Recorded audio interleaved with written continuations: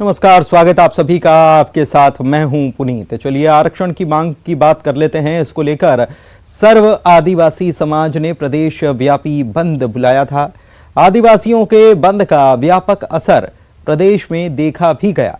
आदिवासी विधायकों के घरों के बाहर ढोल नगाड़े बजाकर सर्व आदिवासी समाज के लोगों ने प्रदर्शन भी किया। 25% आरक्षण की मांग को लेकर सर्व आदिवासी समाज ने सरकार से अध्यादेश लाने की मांग की है। समाज ने सरकार से तत्काल अध्यादेश जारी करने की मांग की। आदिवासी समाज अब अपने अधिकार के लिए पीछे नहीं हटेगा, ये कहा। कोंडागांव में आदिवासियों ने पीसीसी अध्यक्ष मोहन मरकाम के बंगले का घेराव किया। बैरिकेडिंग को तोड़ते हुए आदिवासी समाज के लोग मोहन मरकाम के आवास के गेट पर पहुंच गए। कांकेर में प्रदर्शनकारी कलेक्ट्रेट में घुस गए। प्रशासन के खिलाफ नारेबाजी की। जगदलपुर और मुंगेली में भी सर्व आदिवासी समाज के लोगों ने जोरदार प्रदर्शन किया। उसकी ये 4 तस्वीरें हम आपको दिखा रहे हैं। आज आदिवासी समाज अपने अधिकारों की लड़ाई के लिए पूरे प्रदेश के 147 ब्लॉक में जबरदस्त धरना प्रदर्शन कर रहा है। आज चुनौती है सरकार, सत्ता और शासन को कि आदिवासियों के हित में तत्काल निर्णय लें और उनको जो 32% मिलना था उसे तत्काल अध्यादेश के माध्यम से जारी करें, अन्यथा यह सत्ता संग्राम लगातार आगे बढ़ता रहेगा और आदिवासी समाज इसमें अपना कदम आगे बढ़ाएगा। विधायक का घेराव भी वही है, क्योंकि वो हमारा प्रतिनिधि है। हम उनको हिम्मत दिए हैं और प्रतिनिधित्व करने का मौका दिए हैं। वो हमारी बातों को सदन में जाए और बात को रखे और जो अध्यादेश लाए, अध्यादेश की मांग करे और अध्यादेश लाने के बाद स्थायी कानून बना दे। कहना चाहेंगे कि हम इसमें दोनों पार्टी को दोषी ठहराते हैं। हम किसी एक विशेष पार्टी को दोषी इसलिए नहीं ठहराएंगे। 2012 में इसका रिट पिटीशन डाला हाई कोर्ट में। 2012 में कौन सरकार थी? बीजेपी की सरकार थी। और अभी 2022 में 2022 को आता है हाई कोर्ट से डिसीजन की नहीं, आरक्षण व्यवस्था 32% से घटा के 20% किया जाता है। नोटिफिकेशन भी जारी हो जाता है। तो इसलिए हम किसी एक विशेष पार्टी को हम दोषी नहीं ठहराएंगे। इस व्यवस्था में या इस कारनामा में दोनों उतने के हिस्सेदार। और आदिवासियों के आरक्षण को लेकर जारी सियासत पर सीएम ने कहा कि आरक्षण को लेकर आदिवासी समाज के प्रतिनिधियों से मुलाकात हुई है और भरोसा जताया है संविधान की व्यवस्था के अनुरूप उनको लाभ जरूर दिया जाएगा। विशेष सत्र बुलाने पर सीएम ने कहा है कि 17 अक्टूबर को कैबिनेट में यह तय किया जाएगा। समर्थन मूल्य बढ़ाने की किसानों की केंद्र से मांग पर उन्होंने कहा है कि जो समर्थन मूल्य छत्तीसगढ़ में मिल रहा है देश के किसी भी राज्य में नहीं मिल रहा है। किसान यदि केंद्र सरकार से मांग करते हैं तो अच्छी बात है। इसके साथ ही पाटन विधानसभा के लिए सबसे ज्यादा बजट रखने के पूर्व सीएम डॉक्टर रमन सिंह के आरोपों पर मुख्यमंत्री भूपेश बघेल ने कहा कि रमन सिंह ने अपने कार्यकाल में एक ही रोड को 3 बार वो बनवाते रहे, जिसकी वजह से पूरा व्यापार व्यवसाय ठप हो गया था।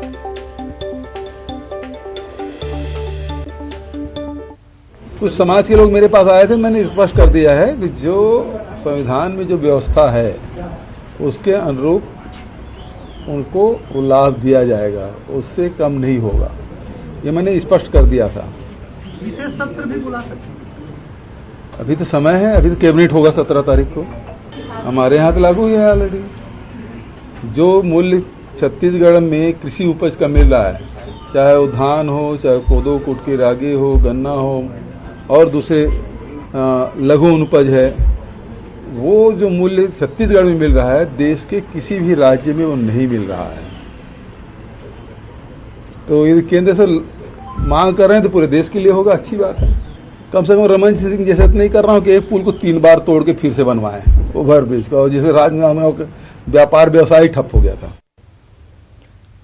आदिवासियों के आरक्षण पर मंत्री कवासी लखमा ने बड़ा बयान दिया और कहा कि आरक्षण पर सरकार विधानसभा का विशेष सत्र बुला सकती है। उन्होंने कहा है कि आरक्षण के मामले को बीजेपी ने कोर्ट में अच्छे तरीके से रखा नहीं।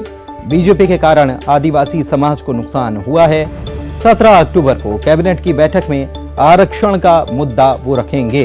कवासी लखमा ने यह भी कहा कि हमारी सरकार सुप्रीम कोर्ट में अच्छे वकीलों के जरिए अपना पक्ष रखेगी।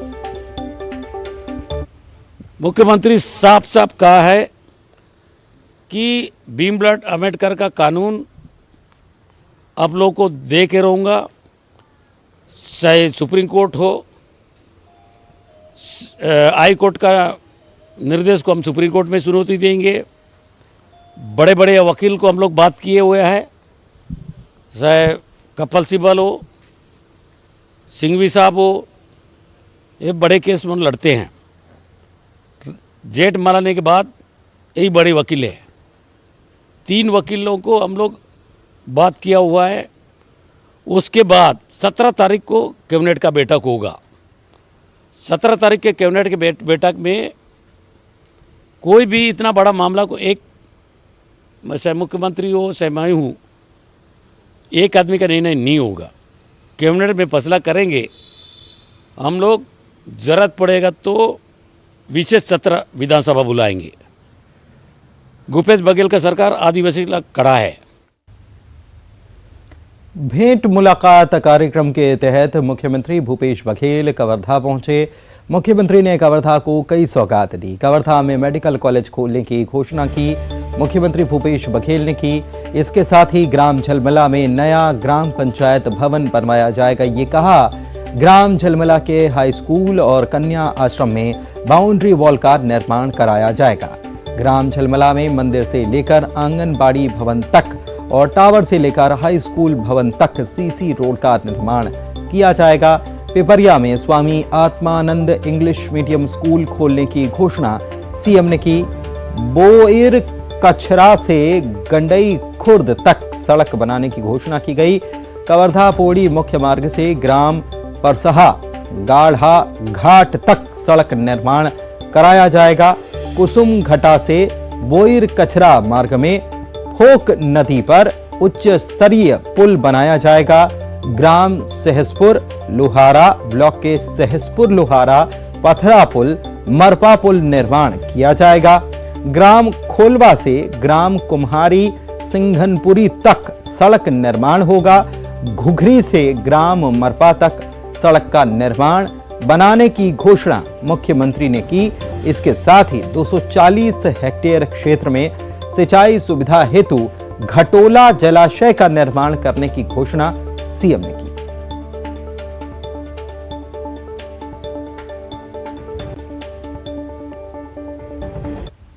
भेंट मुलाकात कार्यक्रम में कवर्धा पहुंचे मुख्यमंत्री ने लोहारा को एसडीएम कार्यालय की सौगात दी। सीएम ने फीता काटकर नए कार्यालय का शुभारंभ किया। लोहारा अनुविभाग में 1 नगरीय निकाय, 96 ग्राम पंचायत और 196 गांव शामिल हैं। वहीं 45 पटवारी हल्का और 5 राजस्व निरीक्षक मंडल शामिल हैं। लोहारा में एसडीएम कार्यालय खुल जाने से अब लोहारा के लोगों को सरकारी काम कराने में सुविधा होगी। कवर्धा में मुख्यमंत्री भूपेश बघेल ने लोगों की समस्याएं भी सुनी। शिकायत और मांग पर तत्काल कार्रवाई के निर्देश मुख्यमंत्री ने दिए। राशन कार्ड, वन अधिकार पट्टा, आत्मानंद स्कूल खोले जाने की मांग भी लोग कर रहे थे। मुख्यमंत्री ने वनांचल के ग्राम रेंगाखार और चिल्फी में स्वामी आत्मानंद स्कूल खोलने की घोषणा की।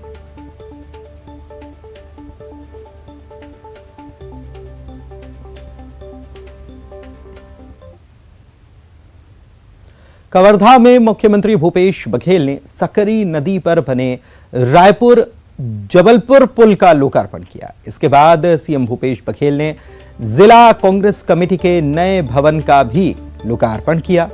मुख्यमंत्री भूपेश बघेल समाज प्रमुखों से भी मुलाकात करेंगे। स्थानीय पीजी कॉलेज ऑडिटोरियम में कार्यक्रम का आयोजन किया गया है।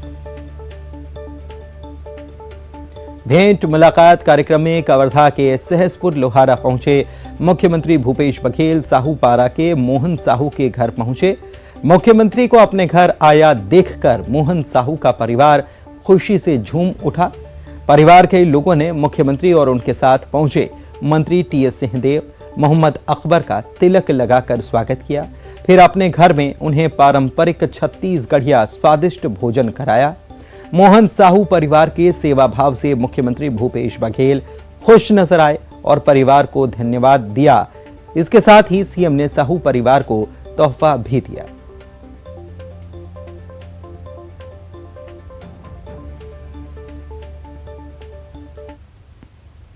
झीरम मामले को लेकर बीजेपी ने कांग्रेस पर हमला बोला। पूर्व मंत्री महेश गागड़ा ने रायपुर में प्रेस कॉन्फ्रेंस कर कहा कि कांग्रेस का नक्सलियों से सांठगांठ है। नेता प्रतिपक्ष रहते भूपेश बघेल कहते थे कि झीरम हमले का सबूत उनकी जेब में है। 4 साल बीत जाने के बाद भी सरकार कोई सबूत पेश नहीं कर पाई। महेश गागड़ा ने सरकार पर झीरम मामले को दबाने का आरोप लगाया। बीच में ऐसा क्या संबंध है, उसको जग जाहिर करें। दूसरा, माननीय मुख्यमंत्री जब विपक्ष नेता हुआ करते थे तो हमेशा बोलते थे कि झीरम घाटी का जो घटना है उसका सबूत मेरे जेब में रखा हुआ है। आज 4 साल हो गया, उनकी सरकार है, किसी तरह की कोई प्रूफ दे पाए ना कोई जांच कर पाए। इसे साबित होता है कि सिर्फ एक सहानुभूति और सस्ती लोकप्रियता के कारण अपने जेब में सबूत रखने की बात करते थे।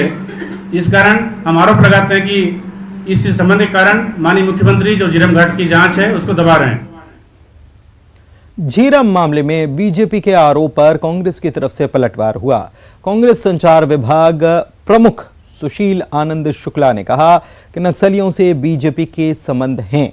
बीजेपी की नक्सलियों की साठगांठ की वजह से झीरम में कांग्रेस के 31 नेता मारे गए।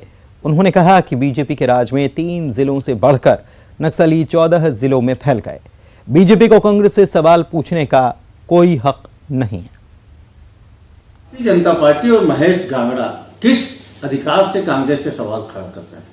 भारतीय जनता पार्टी के राज्य में छत्तीसगढ़ में नक्सलवाद 3 ब्लॉक से निकल के 14 जिलों तक पहुंचा था। भारतीय जनता पार्टी की सरकार और भारतीय जनता पार्टी के नेताओं के नक्सलियों से साठगांठ के कारण झीरम में हमारे 31 से अधिक नेताओं की हत्या हुई थी। भारतीय जनता पार्टी हमसे सवाल खड़ा करने के बजाय जवाब दे कि नक्सल झीरम की घटना के पीछे कौन लोग शामिल थे। भारतीय जनता पार्टी के बड़े बड़े नेताओं के नक्सलियों से साठगांठ उजागर हुआ था। भारतीय जनता पार्टी का सांसद का प्रतिनिधि, भारतीय जनता पार्टी का जिला पंचायत सदस्य, भारतीय जनता पार्टी का प्रदेश पदाधिकारी, भारतीय जनता पार्टी के कार्य समिति का। तेलंगाना में नक्सलियों के साथ कांग्रेस नेता की गिरफ्तारी के बाद प्रदेश बीजेपी अध्यक्ष अरुण साव ने केंद्रीय गृह मंत्री अमित शाह को पत्र लिखा है। अरुण साव ने पूरे मामले की जांच कराने की मांग केंद्रीय गृह मंत्री से की है। अरुण साव ने इसे लोगों की सुरक्षा से जुड़ा मामला बताते हुए गहन जांच की मांग उन्होंने की।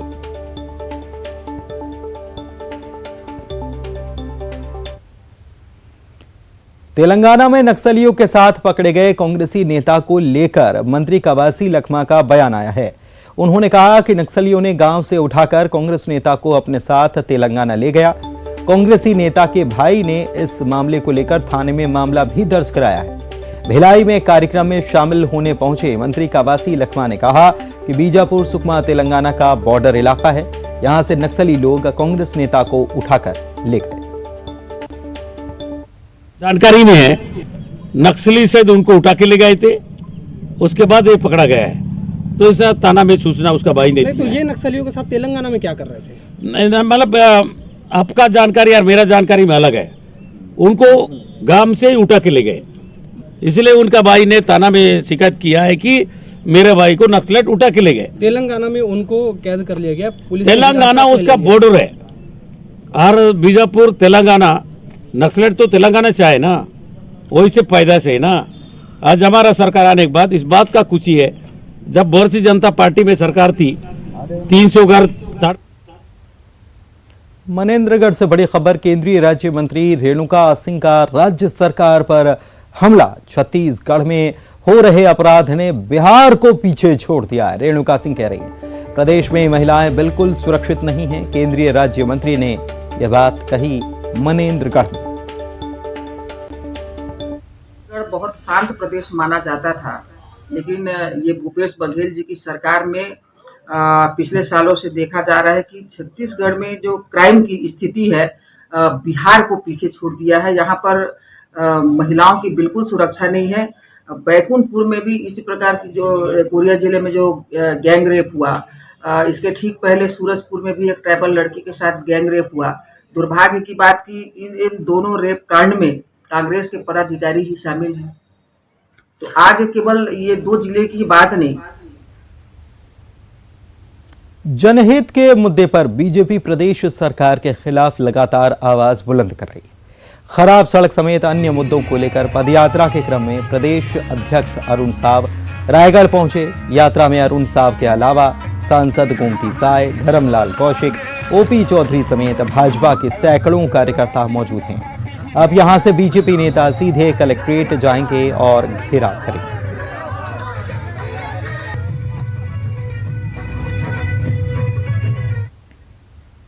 रायपुर में होने वाले धरना की जगह बदलने को लेकर कलेक्टर ने महत्वपूर्ण बैठक ली। बैठक में मेयर ढेबर, विधायक बृजमोहन, कुलदीप जुनेजा समेत अन्य अधिकारी और जनप्रतिनिधि शामिल हुए।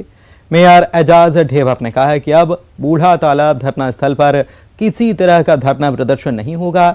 धरना के लिए दूसरे विकल्पों को तलाशा जा रहा है। बैठक में नवा रायपुर और लाखे नगर ग्राउंड में धरने का प्रस्ताव आया था, लेकिन मेयर ने इसका विरोध किया।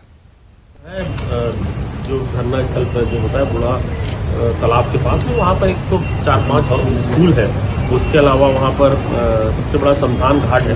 तो बहुत लोगों को बाजू में सराफा की पूरी बड़ी बड़ी दुकानें हैं, मालिया रोड है, कोतवाली चौक है, तो इसमें बहुत ज़्यादा ट्रैफिक की समस्या होती है। ये एक बहुत बड़ा ज्वलन मुद्दा बना हुआ है। इसको लेकर यह 2 निर्णय हो गया कि अब जो भी है बूढ़ा तालाब में अब कोई भी धरना नहीं होगा। दूसरी विकल्पों की तलाश की जा रही है। नया रायपुर का विकल्प एक आया है। उसके अलावा तो नया रायपुर में हमारे जो शहर अध्यक्ष हैं और हमारे भारतीय जनता पार्टी के वरिष्ठ विधायक वेदुनाथ अग्रवाल जी इसमें सहमत।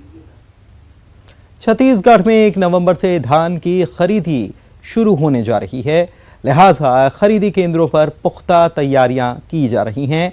पहले धान खरीदी केंद्रों में बारिश की वजह से भीगने से धान खराब हो जाता था, लेकिन अब इसके बचाव के लिए चबूतरे का निर्माण कराया जा रहा है। इतना ही नहीं, देर सवेर किसान ठहर सकें, इसके लिए किसान कुटीर का भी निर्माण कराया जा रहा है।